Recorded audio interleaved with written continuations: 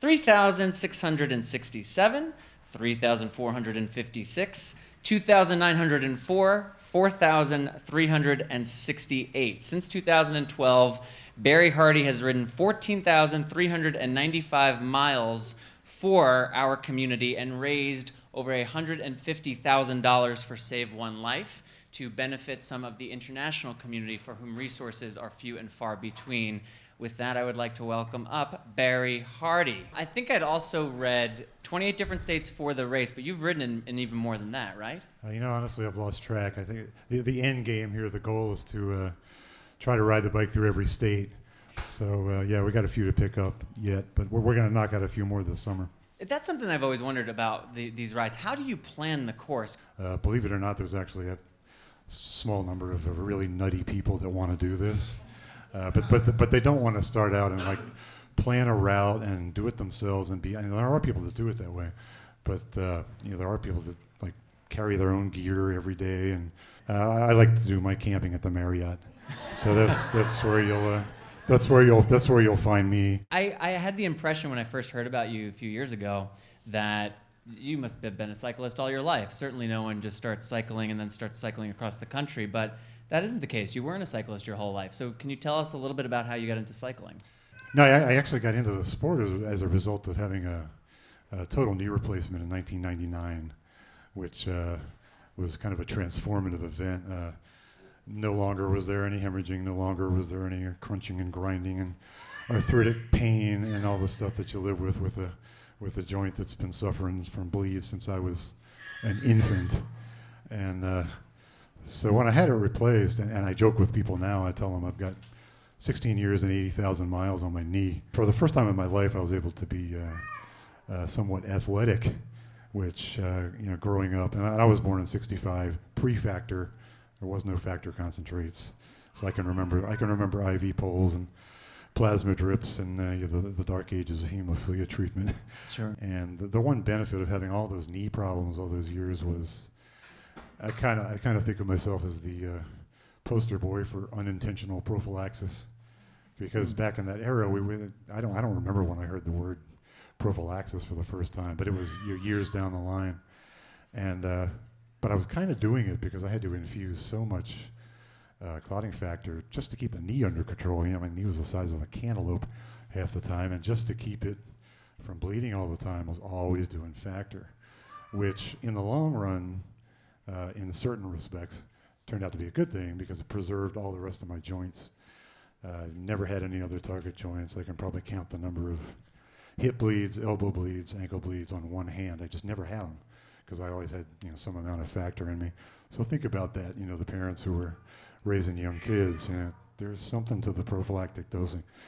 Of course, the obvious downside to all that was that I was part of the generation of hemophilia community members that contracted both HIV and hepatitis C from the concentrates that were blood-derived and available at that time. My sister, who's a factor VIII carrier, married a factor IX hemophiliac, which I think is, I've met one other family in my travels around the country that had both 8 and 9 in their family, so that's pretty unusual. But we lost Pat in 1990 to AIDS, just a few months after Ryan White passed away. And then I lost my brother in '07 to Hep C. So I'm pretty lucky to even be here. Going back to when you first found out about the HIV diagnosis, I had read somewhere that, and I don't know if this is typical or not, so educate me, you found out by a letter that was sent to your house. I think I learned about AIDS in the hemophilia community from Dan Rather on the Evening News. We started receiving things from the National Hemophilia Foundation. But the advice we're getting was, it's a 1 in a million thing. We don't think it's a big risk. Go ahead, despite what you've heard, continue using the products. And unfortunately, I didn't question that. And there were a few treaters that kind of saw what was coming, and they took their patients off the product. But unfortunately, we didn't get that advice. The medical establishment was just trying to figure out how to deal with this. And I got a letter in the mail one day. They brought nearly all, as many as were willing to get tested from the community and to be tested because we knew we were at high risk. And so we were tested, and you kind of didn't know what it meant. Some people, they heard right away, you got a couple of years to live. Right. So I was 19 years old at the time, and trying to figure out what to do for a career. And There's obviously the medical health component, but then there's also this immediate stigma that emerged on what it meant to have HIV and what that must mean about you as a person and what you could and could not, how you could and could not engage with people. What kind of choices did you make on how you wanted to handle that aspect of it in terms of how open you were going to be or how closed you were going to be about what was going on with you? Can you talk a little bit about that? I was tested in '85, and we were already hearing things that were happening to people who had been diagnosed with HIV. I think one of the watershed events was the death of Rock Hudson. Does anybody remember Rock Hudson? Big movie star, right? When that happened, when he died, it was all over the news. I think it was kind of that turning point where people began to say, you know, here's Rock Hudson, the symbol of American manhood. If he could get this frightening new disease, maybe I could. And the CDC, the public health agencies, they did their job pretty well. You know, they got the information out, but people just kind of reacted more from fear than from intellect. And for a lot of years, it was just paranoia. How many people know the name Ryan White? Hopefully a lot of great. Ryan was thrown out of school, and a bullet was fired in his window. Not far from me was the Ray family, who had their 3 hemophiliac boys, all turned up positive. They were expelled from school, and then they mounted a legal battle to try to get back in.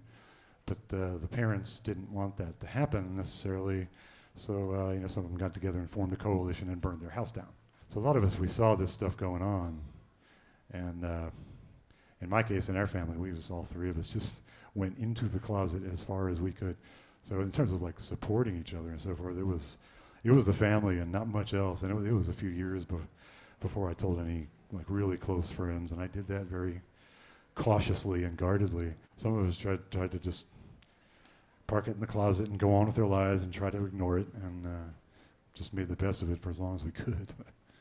And then we've discovered in chatting earlier this week that we share an unfortunate commonality in that we each lost a brother in 2007. Right.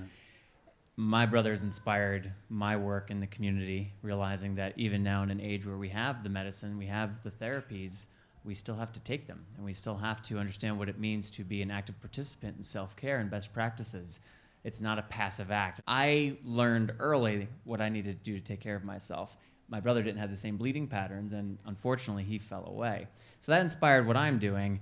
I think it's fair to say, and I'd like you to elaborate on your brother and his passing and how that's influenced what you've done for the community since. Back when the HIV crisis was coming to bear in full force on our community, it kind of brought everybody together to a degree, because we had to figure out how to deal with this. A lot of people kind of linked hands with the gay community because they were the ones that were literally fighting for their lives. We kind of had to educate ourselves in a lot of ways. So for a period of time, late 80s, early 90s, I started going to some state events and I met some local people, a couple of whom were activists, and they were very involved. So I kind of got my information from them, and they helped me a lot. And I was going through Hep C treatment. They diagnosed me with cirrhosis, and they told me, you know, without successful treatment, you're looking at a couple of years to live. And, you know, all of this stuff hit at the same time. And meantime, I'm trying to, like, cover myself and not give out too much information to my friends. And I dropped 25 pounds when I was on interferon, and people are like, what's wrong with you? What's going on? And, you know, they knew my brother had died, and I had to, like, kind of begin parsing out this information just out of sheer desperation.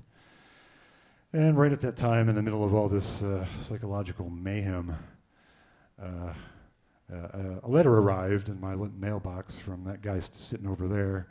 And the local chapter and treatment center were rolling out a new program from HFA called Blood Brotherhood. And I said, oh, that's kind of a neat idea. It's like getting guys back together again, you know, for meetings. And you know, got up my gumption, and, you know, in the midst of all this struggle, went to my first event, which I guess was like '07 or so. Didn't know anybody, and, you know, you walk into the room, and all of a sudden you're talking about things that you really haven't talked about much. I think it's one of the things that speaks to the importance of this type of programming and its capacity to bring people in. There's so much good programming out there. A lot of people don't always know about it, and you find out, get engaged as much as you can. So as a result of that, I went to my first ever national conference, which was NHF San Francisco in 2009. And I had a list of names because I knew who was doing what. I knew who to talk to. I went around and I found them. And some of these people have a line of people around them a mile long. And I said, there's two things I want to say to you. One of which is thank you for everything you did for our community, because there were some of us that just didn't have the strength to come out and cop to all the stuff we were dealing with and educate people. And these were people that led the way, that are responsible for so much of what we achieved in those years. And so one was just to say a huge thank you to all these people for the enormous contributions that they had made. And the other was kind of to issue an apology. It's like, I kind of half expected people to say, who the heck are you and where have you been all these years? Why haven't you been helping us? But it wasn't that at all. Everybody just like opened their arms and welcomed me in. And soon after, was invited to join the HFA board and the COD board at the same time. And you can't do both at the same time. They had you making up for lost time. They were like, great, yeah, you can be on this board, you can be on this board, why don't you ride a bike across the country? But it was one of those things that, the right opportunities came along. And I just grabbed everything I could. It's like, where do you need me? What can I do? And it's the old saying, 90% of success in life is just showing up. But then in 2010, after almost 4 years of off again, on again, Hep C treatment, I went down and I still remember this. I went down to the medical center and I got my lab work several weeks post coming off the treatment. And so I pick up the lab work and I'm sitting there and I couldn't look at it for a minute because it's like, am I going to have to go back on these meds for more years? So I'm sitting there with the stuff in my hand. Finally I look down and I'm clear, of Hep C after a 4-year battle.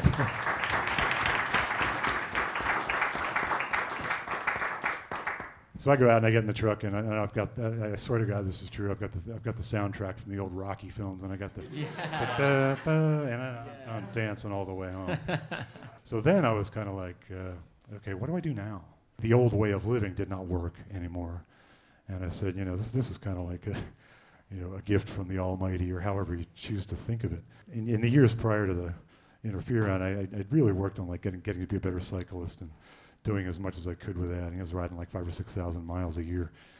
And but in those days, my concept of a long ride was like an MS-150 ride from Houston to Austin. I mean, that's still my concept of a long ride. The way it came about was I had seen this documentary about a race called the Race Across America, where a bunch of amateur cyclists, they line up on the West Coast and they barrel eastward. So these guys ride 23 and a half hours a day. It's like the most grueling event you could ever conceive of. And so I thought, there's no way I could ever do that kind of pace. But the idea began to form that, maybe if I spent a year getting back in shape, get back on the bike, maybe I could do something and do it as a hemophilia fundraiser and do something for the community and use the bike to do it. Kind of give me an excuse to get back on it and start riding again. So I'll never forget sitting down and firing off an email to Lori Kelly. So I said, what do you think I'd do a ride across America, and we do it as a fundraiser for Save One Life? We pulled off that first one after about a year and a half of getting back in shape. And then when that one was over, we raised almost $50,000. So the first thing that happens when you get done your tour is you go back home and you go back to work and you go back to reality, per se, and there's this huge crash. And some people actually have to get treated for depression after they finish one of these tours. And so I kind of went through that. It's like, man, it's over. Yeah. What do I do now? But I thought, the quickest way to dig my head out of that dark place was to plan another one, right off the bat. So we did another one, and I guess we raised about maybe $45,000 that year. So 1 became 2, 2 became 3, 3 became 4. This year we're going to try to hit the 5,000 mile mark in an 8 to 9 week time period. You had said somewhere that you considered cycling the ultimate act of denial. Yeah, it really was, because here I was, I started doing this long before I ever became public at all about my medical scenario. The irony of it was, I remember a lady friend I was seeing at the time. She comes up to me one time and she knew how much riding I was doing, and I was doing a lot of weightlifting, and She goes, Barry, you're the healthiest person I've ever met. Does that pique your sense of irony a little bit? I started out conservatively, doing a 20 or 30 mile ride, and that became a 50-mile ride, which became a 75-mile ride. I think I did my first century ride or 100-mile ride in '05, I guess. It was a way of just forgetting all the baggage that some of us have been carrying all these years from the stuff that happened and all the people that died and all the horrible things that went on in the 80s and 90s. Every time I got out on that bike, out in the lonesome roads, it was just a way to forget it. And I thought I was running away from something, but the way it turned out, I was actually running towards something. And it's become something that's helping a tremendous amount of people. That was this, and never would I have imagined. It's when you start doing something, you know from your community involvement, you start taking those steps, and you don't know where they're going to lead. So you just follow it through. Exactly, you keep following it through and see where it goes. There's 1.1 million high school football players. How many? 1.1 million. That's about right. About 70. That's about right. You counted them all. Yeah. There's about 70,000 who will go on to the NCAA. That's about 6.5%. Of that group, about 1,000 will make it into the NFL. Okay. About 1.5% of that. Of those who make it into the NFL and make it to at least year 4, from that original number of 1.1 million high school athletes, 0.01%. You're a part of 0.01% of anyone who's ever played football in high school. I made it.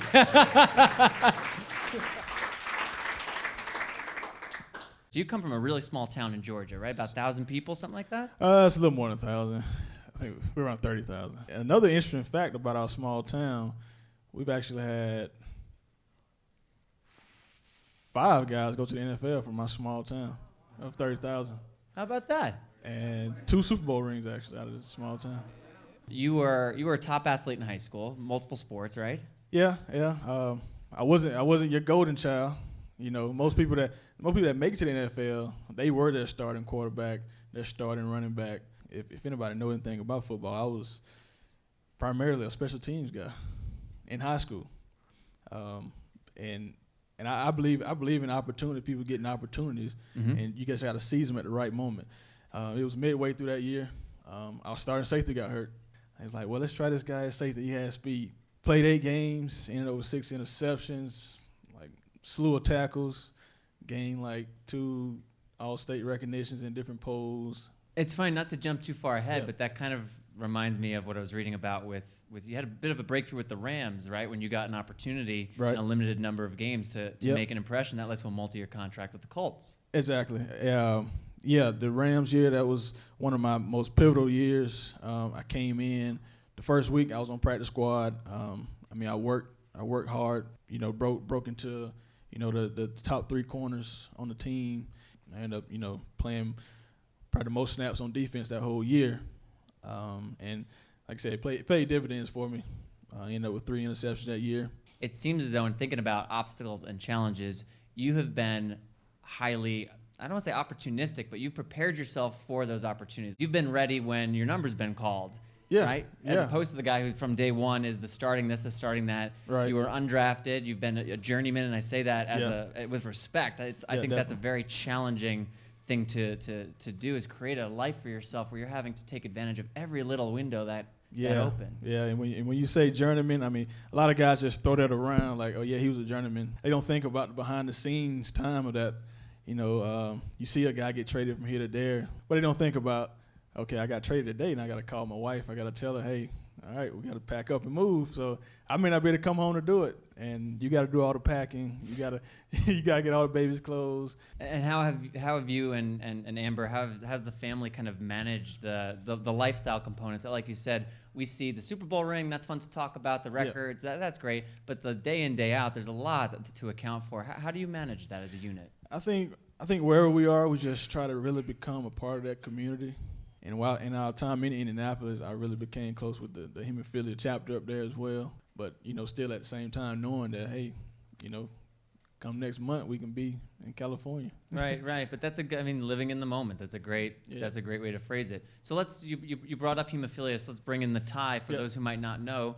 you have a nephew that has severe hemophilia, and that Correct. inspired you to start the Hope Foundation. Can you tell us a little bit about the Hope Foundation? Yeah, so when my nephew was born, he's 14 now, so he was born in 2002. That was the first time our family had ever heard of hemophilia. When I first made it into the NFL, I knew the path that I took to get there. Like, it wasn't promised or nothing like that. I knew I just took advantage of all the opportunities I got there. So I said, when I made it, the one thing I want to do is use that platform to, give back in any kind of way that I can. And it was just a no-brainer with my nephew and him being a part of the hemophilia community. 2012 is when we started the Gordy Hope Foundation. We do annual scholarships for deserving seniors with hemophilia. Last year was our first year. We sponsored a family to attend the national meeting for NHF. So that was a big step. Yeah, it's very cool. Looking to grow. And so what was, when you first, Nolan, right, your nephew? Nolan. Yeah. When you first told him that you were thinking about this, what was his reaction? I know he was more excited than I was. And now he's challenged with inhibitors. Inhibitors as as well. well. Hemophilia. So how is he doing these days on a day-to-day basis? I definitely see the struggles that he go through, whenever he goes to school or he walks a long distance, he get the cantaloupe knee, it's That guy knows something about that. Yeah, I heard him talking about it. I definitely have nothing but respect for how he handles it. So is he in Georgia? He's in Georgia in my hometown. He's one of the 30,000 people there. Okay, 30,000. He had to sneak that in. In. So going back to football for a second, undrafted, you had a great college career. Okay, yep.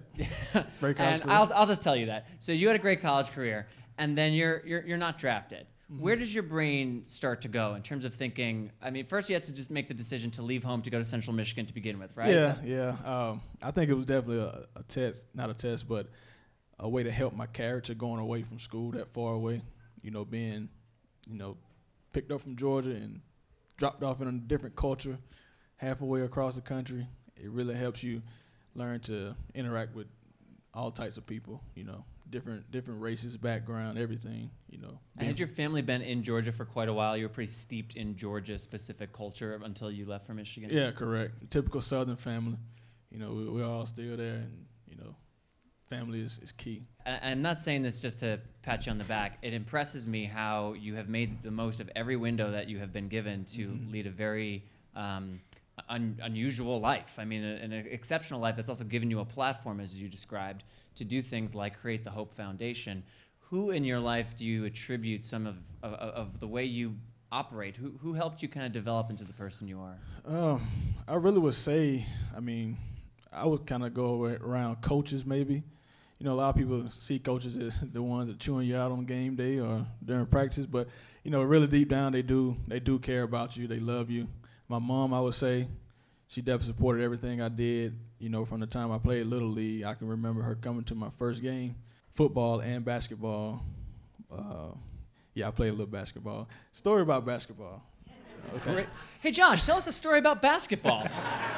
So it kind of leads over into football. So I was 8, 9 years old playing recreation league basketball. Okay. In rec league, everybody's supposed to play, right? Everybody's supposed to play in every game, right? But this particular game, last game of the season, I didn't play. He didn't put me in. And so my mom, he went to the coach, like, so why didn't my son play?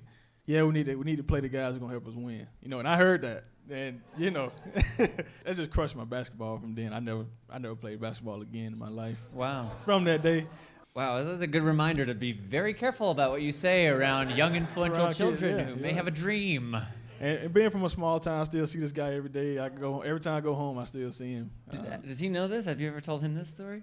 I'm sure he knows. I tell it every time I talk to people. So he knows the story. Have you used those slights to motivate you? It comes second nature if something like that does happen. It pushes you and motivates you to really be the best and show them that, hey, I should have been the one that was whatever. Right. But definitely use it to push me in different ways. You're in a spot right now where you're a free agent. Right. Can you give us a little insight? What are you up to right now? Where's your head at right now as you're preparing to make yourself available for teams to make that phone call? But yeah, you in this period of time, you just gotta stay in shape, and I mean you gotta keep working out because you never know when the next team may come calling, or hey, we want to bring you in, bring you in for the summer, get you working out with the team, and try to make the team come training camp time.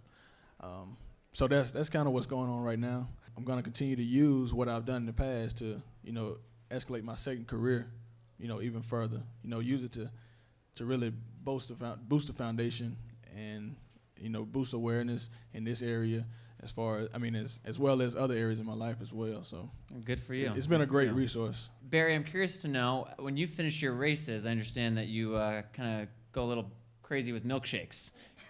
Vanilla, chocolate, strawberry, or some combo thereof? One of the benefits of riding 10,000 miles a year is that you can pretty much eat whatever the heck you want. Most of the time we'd hit the DQ at the end of the ride. You do 120, 130 miles. You're really, your body just craves protein. And sure, you get the same thing after a game, right?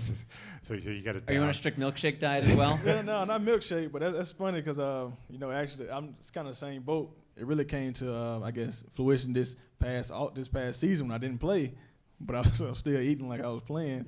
Yeah. Oh man, did that hit us? We finished the tour. The tour leader was like, you need to stop eating a few days before you finish because when you get home, you're going to gain 10 or 15 pounds because you're still craving that food, and I did.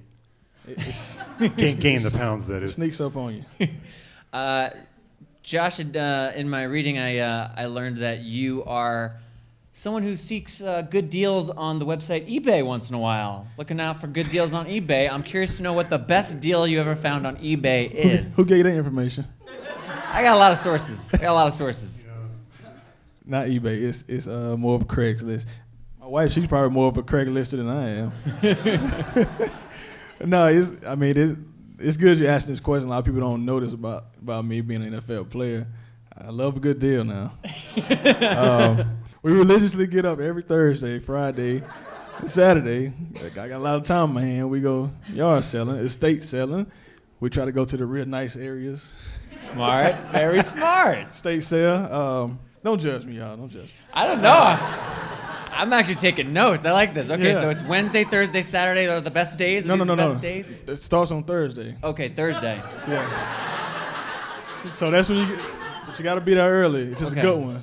If it's in a good area, you got to get there early, Thursdays. But it's going to be full price on Thursday, but still good prices. But if you wait till Friday, the good stuff going to be gone, obviously. Because Thursday is full price. Friday, they take half off. And Saturday is going to be like 75% off. So. But you're not going to have the option you had on Thursday. You're right. I'm curious to know from you, Barry, an athlete that you admire, somebody who's doing exceptional things in this community. Who's somebody when you look to athletically that you really admire? Well, I don't know how many people have heard of him. Does anybody know the name Alex Dowsett? Okay, just a few people. So in the hemophilia world, how many professional athletes can we name? So we got one now. He's a pro cyclist, and he's from Essex, England. He competed in an event called the World Hour Record, which in cycling, if anybody ever seen the Olympics, the bike events, the guys get out on a indoor track called a velodrome. And what you do is, to if you want to win the World Hour Record, you take a few laps, clock starts, and you go as hard as you can for a solid hour, and you never let up for a single second. And Pass. At the end of 1 hour, the clock is off, and that's your time. And if you beat the record, then you beat the record. So Alex went for this thing last year, and he did it. Good for him. To do this is like one of the pinnacle prestigious events in pro cycling. The cool thing is watching Alex. If he wins a stage in a race, at his press conferences, he's talking about hemophilia and how it shaped his career, how it got him into cycling in the first place. He's got a foundation over in England called Little Bleeders for the hemophilia guys over there. And what about for you, Josh? Probably the first person I looked up to would be my older brother, like I said. But at the time, he was number 2 linebacker in the nation, rated as high as number 2 linebacker in the nation coming out of high school.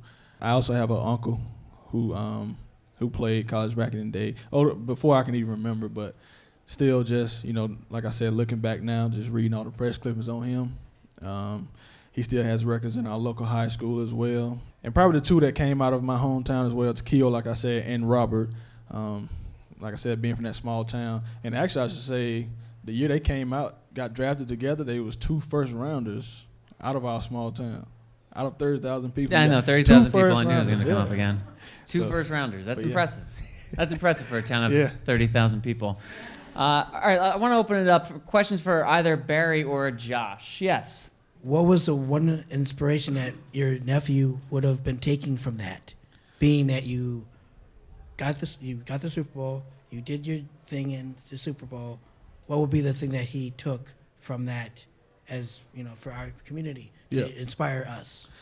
I would say just knowing that if you set a goal in front of you, it definitely can be achieved. But I would say that just knowing that if you set anything in front of you, that it can be done. Just a question for Barry. So when you started doing the training for the biking, can you just talk a little bit? Were you training by yourself? Did you have a trainer? And just kind of aside from just bicycling, what kind of weightlifting and any other exercises were you doing? When I started riding, it was actually just a little bit before my knee replacement. I had an orthopedic doc who had the foresight to suggest that my leg was in terrible shape and I needed to go out and do at least some swimming and some light biking to get it in a little better shape. My right leg was probably the width of some people's right arm, and so I did that. I got a hybrid bike, is kind of a combination road and mountain bike, and I was just doing like 25 mile rides. Back in those days, that felt like a big effort. I remember showing up at my first local bike club, which is a great way to get into the sport if anybody's ever interested.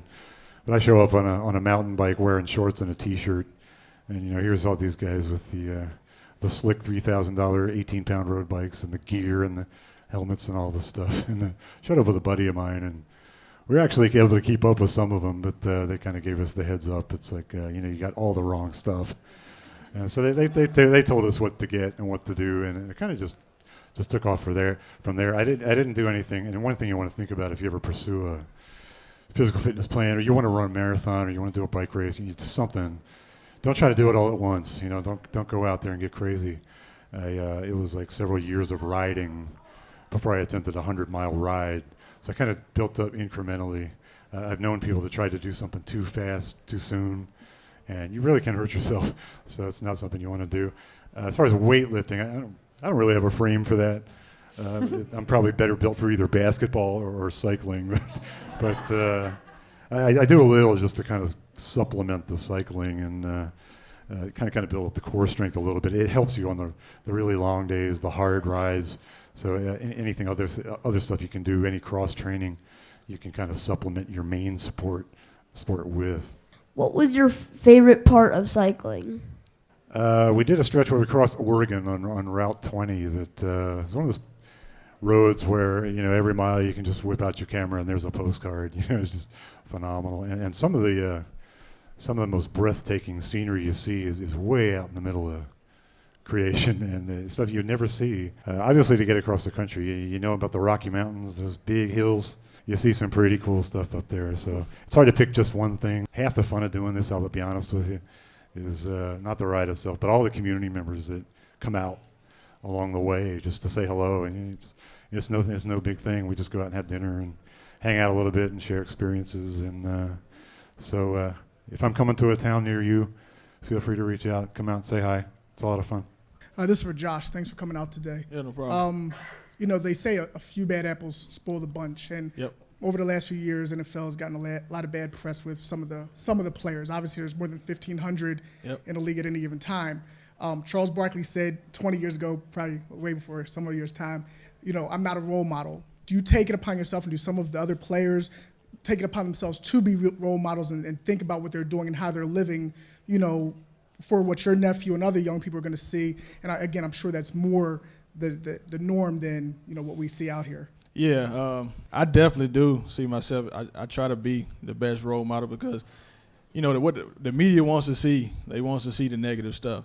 And I'll be honest, it's more guys living the right way, humble way, than it is guys who are out making bad decisions. More role players than it are, multi-million-dollar contract guys on the team. But so I really do, try to live my life as a one that young guys and girls, whatever, can see me lead by example. Just try to live my life the right way. One that'll make my grandparents and my parents proud. I want to let guys and young people see that side of me. Thank you for that, and thank you both for being here today. To watch video from any of our previous Powering Through sessions, visit poweringthrough.org, or to learn more about National Cornerstone Healthcare Services, NCHS, visit nchswecare.com.